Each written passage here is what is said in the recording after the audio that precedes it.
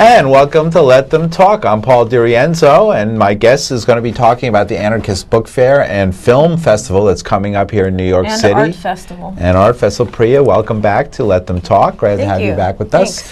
And so, I don't know where to begin. What is the let's talk about you for a second. What exactly is your role in this, and what exactly are you doing here with the Anarchist Book Fair? What the hell am I doing here?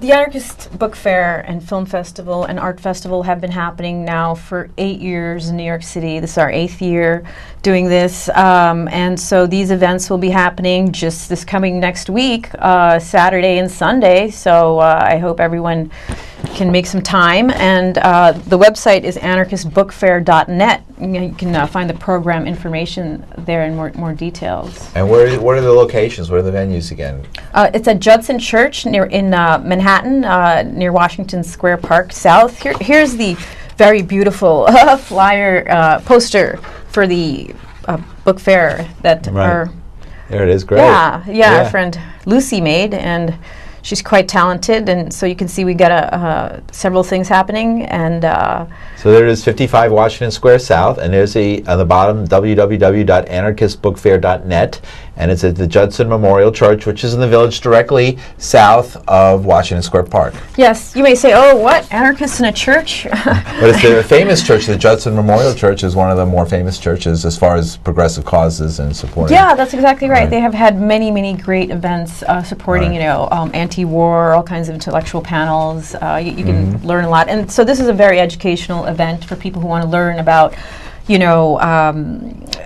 popular social movements that are happening right now, the kind of repression activists are facing and political movements are facing in the United States and around the world, and the ideas that are and the concerns that people have about the world that they live in, from sort of a more, I guess, engaging, critical perspective than you would normally get in the media or from the Democratic Party, for example. Well, I mean, this has been going on for a number of years now. This is how many times is this? This is the 8th one? This is the 8th year, believe it or not, or not, and time does fly in one direction, apparently. So, yes, so hopefully this year will be really extraordinary. We always have some excellent speakers and presentations, and the film festival is going to... What time does it begin when the doors open? So if you just go to anarchistbookfair.net, it starts in the morning, Saturday, May 17th, and then the film festival is the next day, Sunday, the 18th, from 4 to 9 p.m. Now, the film festival is at a different location. It's at a different location. It's at 80 St. Mark's Place at the Theater 80. So a great place to host the film festival, and conveniently located in the East Village and area. So we hope people will check out, what time is that? What time is the film festival? That starts at 4 p.m. 4 p.m. and goes late. 9 o'clock. 9 o'clock. Okay, so 5 hours of films. I mean, that's a lot of Anarchist films. You can come and go. There's a donation, but if you don't have any money, no one's going to refuse you entry, so you don't have to worry about that. Donations just go to produce the event. So you want to know what films we're going to show? Yeah, tell us about the films. 5 hours of Anarchist films. I don't even call them Anarchist films specifically, but the kinds of, a lot of stuff comes off of YouTube that people post around the world of like various uprisings and resistance movements and how do you choose these films? It's kind of a response to, we're kind of a forum for these movements, these phenomenons around the world, and how people respond to various forms of tyranny. And so, to kind of see examples of resistance and talk about it afterward, like it's not just a passive experience, it's an interactive experience where people actually get to process and discuss, and we have very creative work that we're going to show, from all kinds of submissions. So that's something that I always look forward to, is the creativity that's out there that you don't even know what's going to expect necessarily. Really is anarchy. Yeah, but so actually the program isn't complete because it's still forming, but I know it's going to be very exciting and very enriching, and I'm always so grateful every year that we can do this. we don't have a budget or anything, kind of just a shoestring kind of thing. But people really seem to appreciate the opportunity to talk about, everything from the ecological crisis to, the political movements and conflicts and wars and resistance. We actually have a section on drones this year as well. Game of drones. Game of drones. Fortunately, it's not so great to be on the receiving end of these murderous weapons. But that's just one example. But we're going to show, videos of police brutality of a very famous activist. Recently was found guilty, Cecily McMillan, by a jury. Unfortunately, she was the one who was physically and violently and sexually assaulted by an NYPD police officer. It was an example of police misconduct. You were at unfortunately. You were at the not the sentencing, I attended but the trial and Cecily's trial, and the verdict phase when they came out with the verdict. They did, when the jury deliberated on the verdict. Unfortunately, the trial was seen by many as not really a fair trial for Cecily because a lot of video evidence that would have been very compelling for the jury to see, the jury was prevented from seeing by Judge Ronald Zweibel, who the media has called a prosecutor in robes because he seems to be sort of biased towards the prosecution, which really minimized the violence and the sexual assault, the way Cecily was attacked from behind by an unidentified assailant who turned out to be a police officer and grabbed her breast from behind. And then when she kind of reacted physically, because it's a physical assault, you're going to react physically, she was found guilty when her elbow made contact with the officer. But why aren't we questioning, why is the officer, grabbing her violently in that manner and sort of terrorizing this young lady? This was actually on the anniversary of Occupy Wall Street, one of the, 6-month anniversary, I believe, St. Patrick's Day. She was actually out to celebrate St. Patrick's Day. She wasn't looking to get into a fight or certainly be assaulted.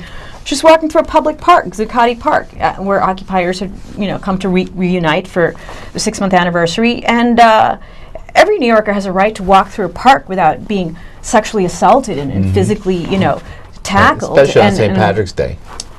Any day of the year, I would imagine, but maybe some days more than others. But and then spent like 30 minutes or so on the ground, convulsing and having difficulty breathing after her violent assault, and she was denied medical attention immediately. She had to wait like 30 minutes. Everyone was like very concerned about her condition at the time, and then finally, medical personnel arrived. She was there for 30 minutes to the hospital.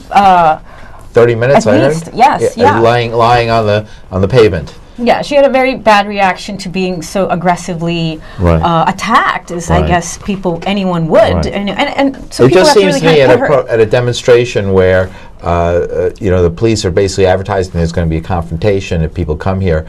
There's no ambulance around. But we have freedom of assembly, and people are gathering to celebrate in a very kind of positive, happy, moment of like 6 months post-Occupy Wall Street. Now you have to remember, Occupy Wall Street was evicted 2 months after the fact, so very violently, I might add. So, which brings up the issue that this assault of Cecily, and by the way, she had bruises from her assault, which were photographed and documented. You don't just get bruises, by accident. It's because you were attacked physically and grabbed. She has bruises on her breast, and the cop grabbed her.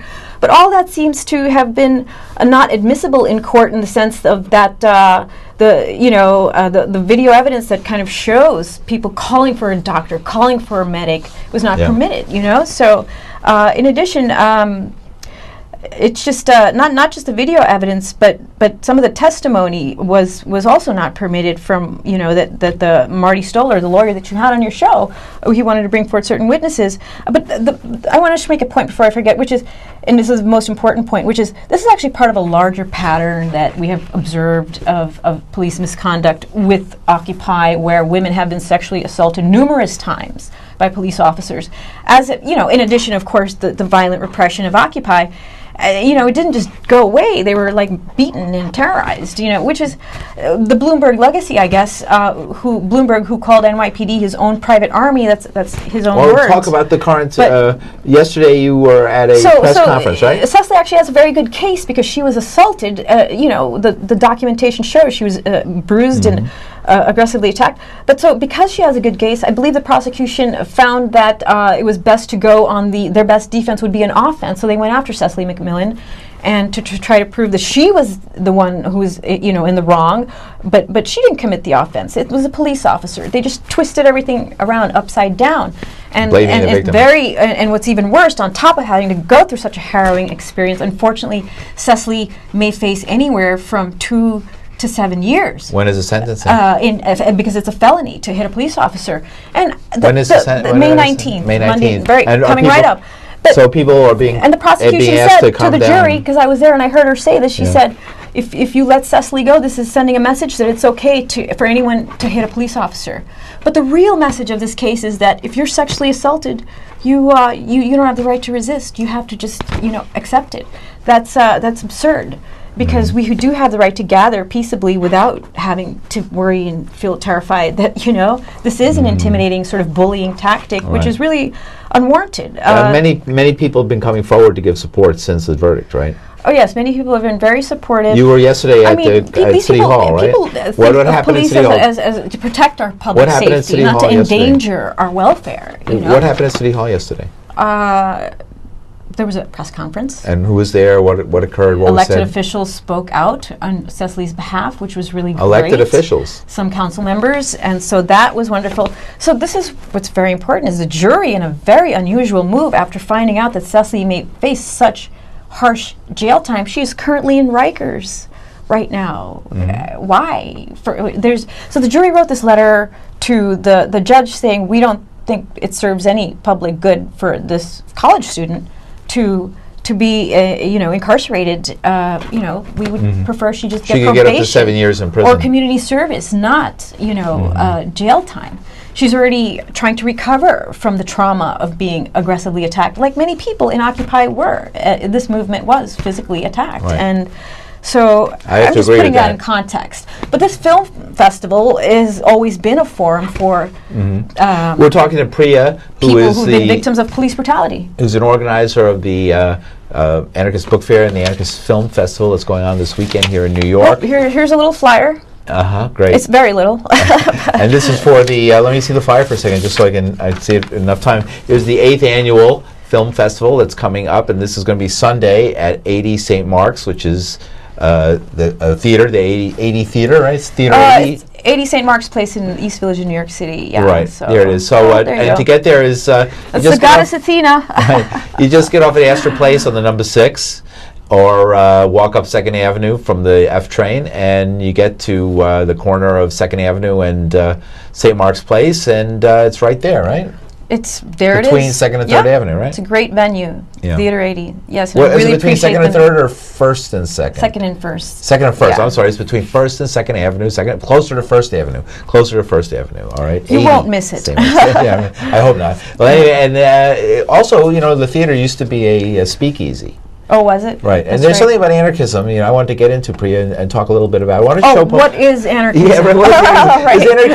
Is anarchism the same thing as having a speakeasy and violating the law in that way, in a mass way, where the authorities, where the public really has a little respect for an oppressive law, or is it something different than that? Well, why should people respect an oppressive law? But anarchy is a Greek word, which technically means without hierarchy, as in without an illegitimate authority coercively imposing its rule upon you. So it's sort of resisting that in any form. Really, that's the concept behind anarchism. But we're talking about liberation movements. We're talking about the idea of human freedom and evolution without being conditioned into servitude and limited ways of thinking. It's about really realizing our human potential. And so it's kind of exciting to go to an event where the book fair, where you can be exposed to all kinds of ideas and books and groups and political groups and art and people, and the film festival, many videos and speakers. And so, who are some of the speakers who are coming? Do you have some idea who's going to be there at these various some of the filmmakers will present their work, but we have work from Latin America, Brazil. There's social movements in Brazil that are very fierce. They were resisting the fare hike in Brazil.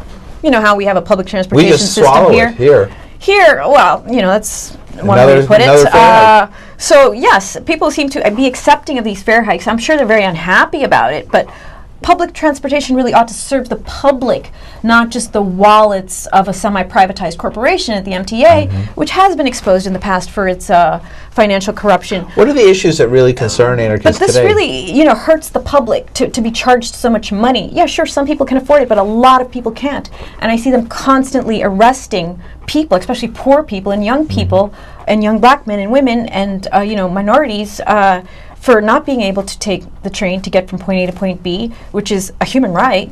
And so what is that? In the era of global warming, when public transportation is even more important, we don't want people, more traffic, more cars, more pollution. We want less pollution, air we can breathe. We want public transportation to work, be more efficient. Instead of investing in that, they're investing in the police department and raising these fares. But in Brazil, when they did that, the mass public refused, I hope everyone's listening because this is the important part, refused to pay the hike. And eventually, after a fierce, determined campaign, the government finally had to give in. And so that's what happened.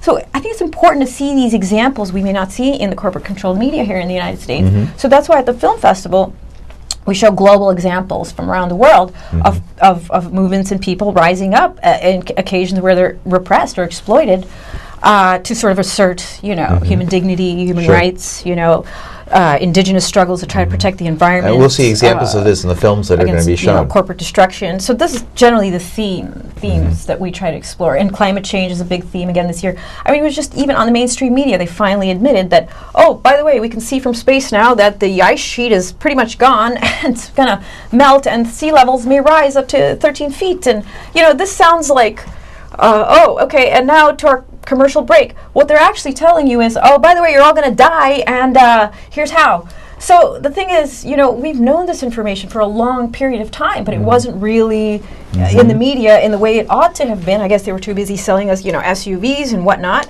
But really, those oil interests and whatnot own the media. So we can't expect a different point of view, really. And so that's why the mainstream media, the corporate media, that's why these alternative media events, if you will, are so important. So are you going to be really talking? Understand the dangers that we face. I'm going to be talking about Brad Will again.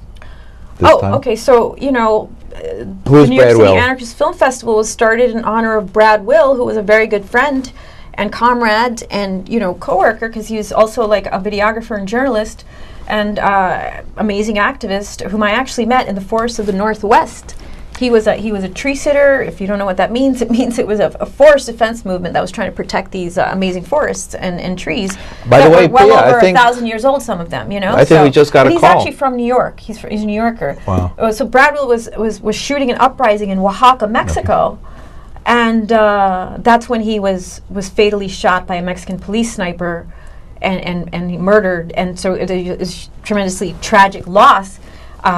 But we were able to recover his footage, and so the first film festival started to show his footage and honor the resistance movements in Mexico that he went to film. And so we got that footage because the Oaxacans, tried to save his life and sent us the footage. So they knew he wasn't just here, some gringo journalist, that he was there really to try to make visible these movements we may not otherwise see. And so that inspired this film festival. It's another example of police brutality and state terrorism. Of course, the U.S. gives a lot of money to the Mexican military and probably be used against those types of movements. So yes, we honor Brad Will every year by showing these amazing examples from around the world. Right. So he's sort of a martyr of this new form of journalism. I don't like the word martyr because it makes it seem like there's some intent to sacrifice one's life. Brad was actually there to reaffirm, life, not lose his own by videotaping. I don't say dying was his last act. I say documenting a revolutionary movement was really his last act, and that's what he cared about. And so I would say murder is a more accurate word than martyr. So interesting, the role of the citizen journalist, the activist journalist, and this is a new thing since the internet. With the internet, met through the independent media movement. Right. So this is a movement. The internet is is the internet made programs that are essentially broadcast, centrally directed and edited, and put, and focused on one or two big stars. Is that fading now to a new type of much more nebulous type of where the news can come from so many different sources, and the news does come from many different sources, and people are increasingly less reliant on the few channels of information that are controlled by a handful of billionaires. That has essentially been the stranglehold on information in this country, and that's had some seriously disastrous consequences, from, as I was talking about, ecological catastrophe, but also to the various wars that we've seen that the media has definitely been complicit in. So we're trying to show another world, another point of view, not just the horrors that are out there, but also the possibilities we may have if we were to unleash our creativity. Right. We saw each other at a Polk Awards. The George Polk Awards, where they honored Glenn Greenwald. Right, Laura Poitras and Alex McCaskill from the Guardian newspaper. And he's been going around town talking about his new book about Edward Snowden and what came out. So it's very interesting that we went to that. Yeah, very inspiring to see a journalist take personal risk to uncover this important information that should be of concern to everybody who cares about privacy, which is enshrined in the U.S. Constitution for whatever that is worth now. Yeah. The right to privacy is essentially non-existent, and so that's like a disturbing, a development that we should definitely be attentive to. And secrecy, and what happened, and the idea that the government is committing these crimes behind our back, and we're seeing it is a criminal activity. Drones are happening, and also that as it's coming out in the book, the more I'm reading some of the reviews of the new book that's coming out by Greenwald, that in the NSA headquarters, they're watching people as they type. They're watching the things they're typing on the internet as they're typing them. They're intervening and watching Skype conversations and conferences and personal calls and files. Well, I think that's what Edward Snowden meant when he said, and this is his quote, the architecture of surveillance is in place. The architecture of oppression is in place, the surveillance architecture. And so that's a very strong statement that it's almost like too late. It's a done deal. They're doing it. Yeah. It's already done. It's a done deal. It's really a question about, is it possible to dismantle there and go backwards? There was never a debate. This was like, post 9/11 world. This was like, really just taken for granted as a security measure, but it's a real violation of our personal security, really, to be spied upon and scrutinized, because in the American Revolution, they, for whatever the people may think about it, the Bill of Rights came out of all that. Certainly a lot of other things probably should have, but sure. But these certain values about privacy were mentioned because the tyranny of King George was something that was seen as bad and should be rejected. So we have some different concepts, such as a popular government versus a monarchy. But the way power works now, and this is the anarchist critique about power, is that we have been disempowered completely, and the power is in the hands of a few corporations, corporate state interests, and in fact, democracy, the democratic process, has long been exposed as a complete sham. And so this should really concern anybody who cares about the future and current state of affairs, state of the state, perhaps. But again, that's why here we go. I think they'll be interested in the Anarchist Book Fair and the Film Festival and Art Festival. Right. Thanks. It's this weekend. It's once a year. It's like... Let's tell folks where it is. Hold up the sign again. Okay, so Anarchist Book Fair, here it is. Film Festival, Art Festival, panels and workshops, Skillshares, books, zines, posters. It's kid-friendly. It's the 8th annual. It is perfectly and entirely free. And it's going to be at the Judson Church, 55 Washington Square South, this Sunday. This Saturday. This Saturday. And then Sunday is the film festival. Right, we'll get to that. This weekend of anarchy. Starting at 10 a.m. and going until the evening. And the film festival is from 4 to 9. Right, the film festival is the next day. We may have some very special guests and musical guests as well, and should be quite fun. And this is Sunday, May 18th, 2014, 4 to 9 p.m. Film festival. And that's the goddess Athena, the goddess of wisdom, with the folly of a crumbling civilization in the background. Right. And 80 St. Mark's Place, which is at near First Avenue on St. Mark's Place, between First Avenue and 2nd Avenue. Just take the F train up there, or the number 6, the Astor Place, and walk over, and you're right there. And that starts at 4 p.m. and to 9. And also they'll be showing anarchist films, like anarchist-inspired films, or films about things that I think people care about, whether they call themselves anarchists necessarily, identify that way or not. For example, there's these rise of these sort of neo-fascistic racist movements in Europe, like the Golden Dawn in Greece, for one example. But we're going to show films about that and try to understand this sort of racist mentality that's also problematic in the United States, where you see these ultra-right nationalist and racist movements.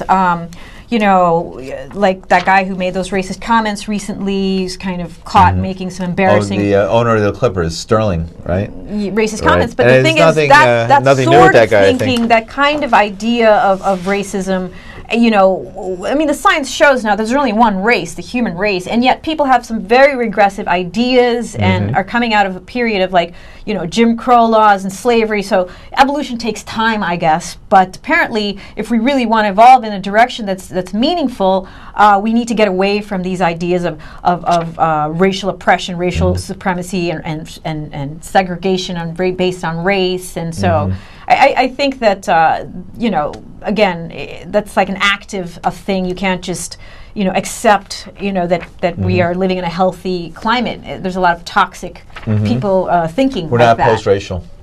We're not post-racism or sexism. Women are definitely exploited. The claim is that because objectified and Obama is oppressed. president, that the era of racism in America is behind us. I'm sorry, who claimed that? Who claimed? Yeah, it's been claimed by some that Obama being president marks a time when racism is behind us. Well, I'm sure it's some kind of breakthrough that you know, someone who is not white was elected for once to the presidency. But what does that really mean when there's so many people in prison in the United States, for example? That's referred to often as the new Jim Crow because of the disproportionate way in which the prison industrial complex, a for-profit enterprise, by the way, affects human beings of white or otherwise in prison just for, you know, 2 million plus people. The United States is really solitary up there in confinement. terms of how solitary confinement is another the death penalty, terrible problem right now. That's widely seen as a form of torture, and the fact that it's, you know, rationalized and legitimized and so widely used. We don't have much time. There's a number of It's anarchists. kind of reminiscent of Stalin's Gulag. How about police repression? We're talking about the Gulag repression of anarchists. That's going on to the Well, it's a repression of specifically. activists in general. We're actually going to have a great panel on surveillance and infiltration and monitoring at the book fair, because that's the way they kind of destroy these social movements in the United States, is to use COINTELPRO, use monitoring and infiltration and surveillance to disrupt and in their own words, neutralize our activity, our thinking, our ability to organize against these very terrible problems that we've just mentioned. So that's disturbing. And how do we survive that? How do we, you know, work despite that together to create a better world? Those are some of the ideas and discussions that'll be happening that I think people will find interesting. I mean, I would make time for this if I were you, because you can go back to, you know, Game of Thrones or whatever after this. But for this weekend, you know, you can...